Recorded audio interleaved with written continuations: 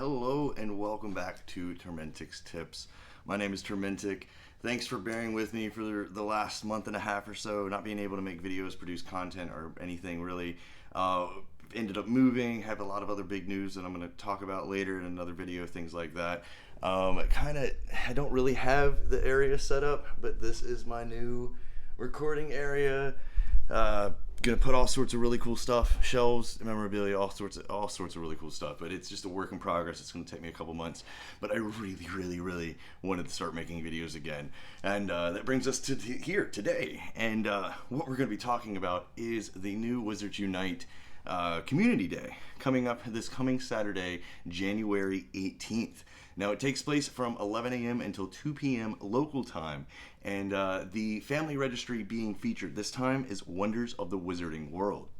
Now, a lot of really cool stuff going on with this community day. I'm going to try to give you a brief overview of exactly what the highlights are, what the tasks are as well, and then maybe some advice going into it, a little bit of prep, and then maybe what you should do if you want to try to maximize it during the event. So let's jump right in.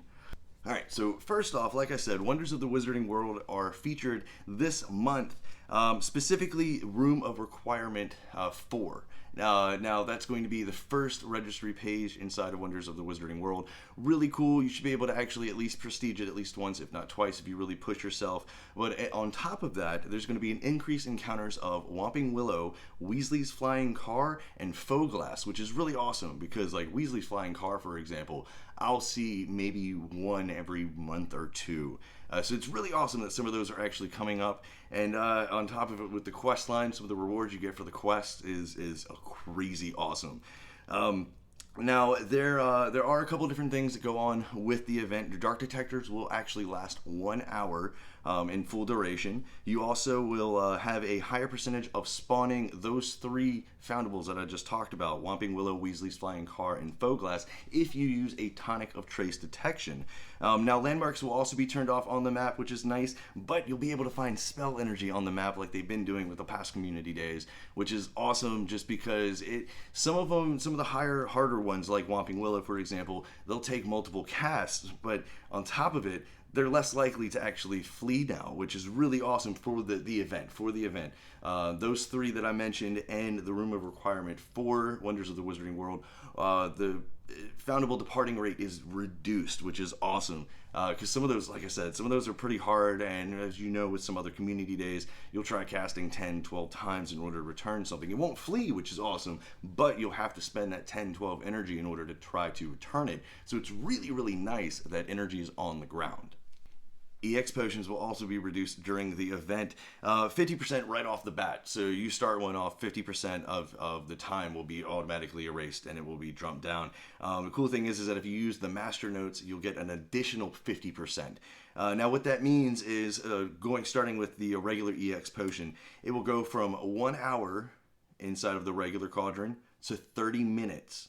If you actually use regular cauldron with master notes. Now, if you use the rental cauldron, it will go from 54 minutes to 27 minutes. Now, strong EX potion will go from 2 hours to 1 hour in a regular cauldron, and in 1 hour and 48 minutes to 54 minutes in a rental cauldron.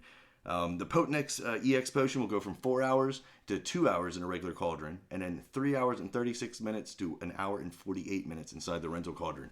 Now, I don't normally recommend using the rental cauldron just because I don't like spending the actual gold for it. I might do it this time, though, just to actually pump out some of those EX potions, because you can get potent EX potions. You can almost time out 2, maybe 3 if you're willing to spend an extra couple coin in order to actually fast brew them, and it might honestly be worth it. So that's something to consider if you have an extra little bit of gold or a little bit of extra cash that you want to throw into the game. Maybe rent the rental cauldron for the duration of Community Day, because you can do it for the full 3 hours and that's it. Now, the next thing I want to talk about is the free gift that you get. You get a tonic of trace detection, you get 25 spell energy, and then you also get a unicorn hair, 6 snowdrop, 4 bitter roots, and 2 REM bloods. If I'm saying that wrong, by the way, try to put in the comments how to pronounce it, because I've just been calling it REM blood, but I don't think I'm actually pronouncing that right. But anyway, though, all of those ingredients are actually pretty important because it's enough to brew one potent EX potion, and that will come into play once we start talking about the Community Day tasks. But it's a nice little gift of Tonica Trace Detection and then energy. But like I said, I like that they're giving us enough to brew one of the EX potions.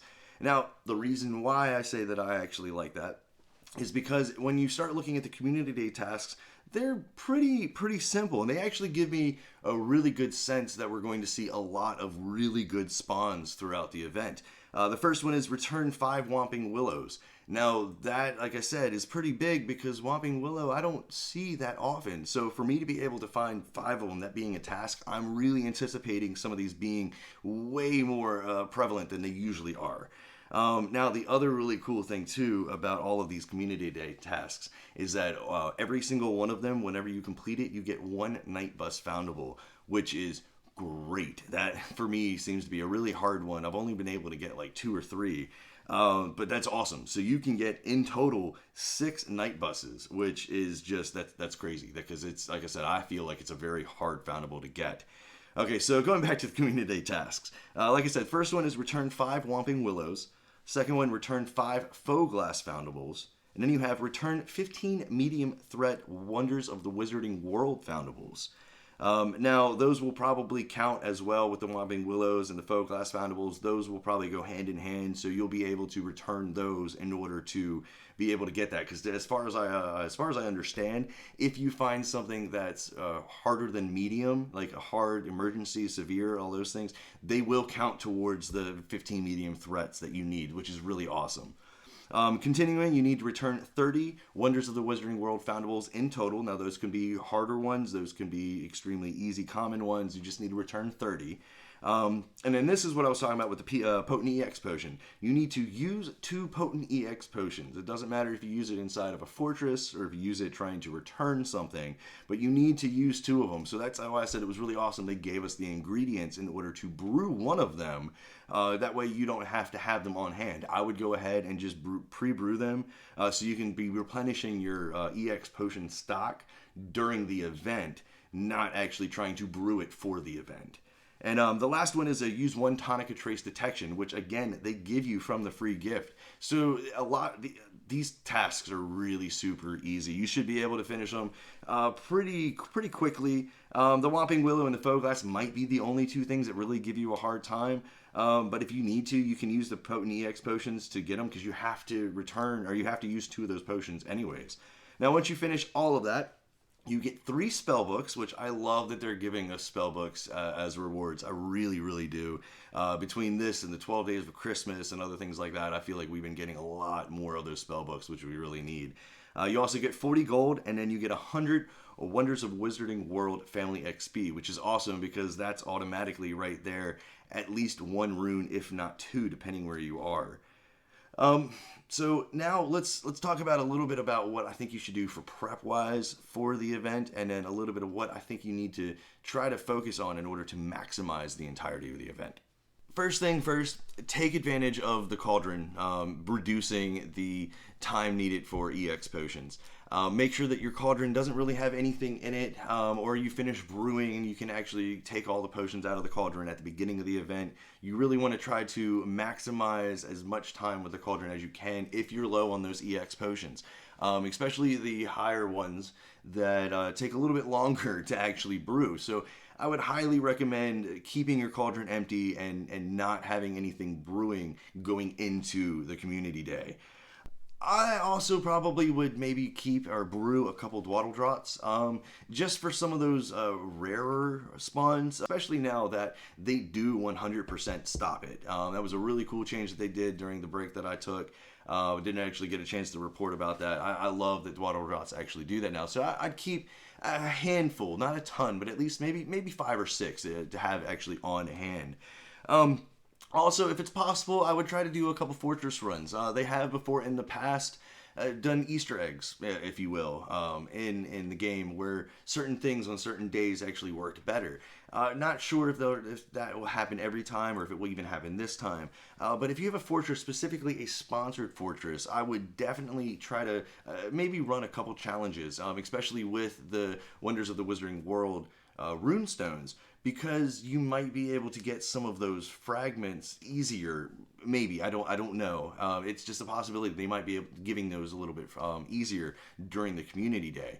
Beforehand, though, I would totally run Wonders of the Wizarding World challenges leading up to community day, because the more foundables that you can actually put into your registry leading up to community day, the more likely you'll be able to prestige that page, any of them. Really, like especially that first page, you should be able to prestige that at least once, if not maybe twice.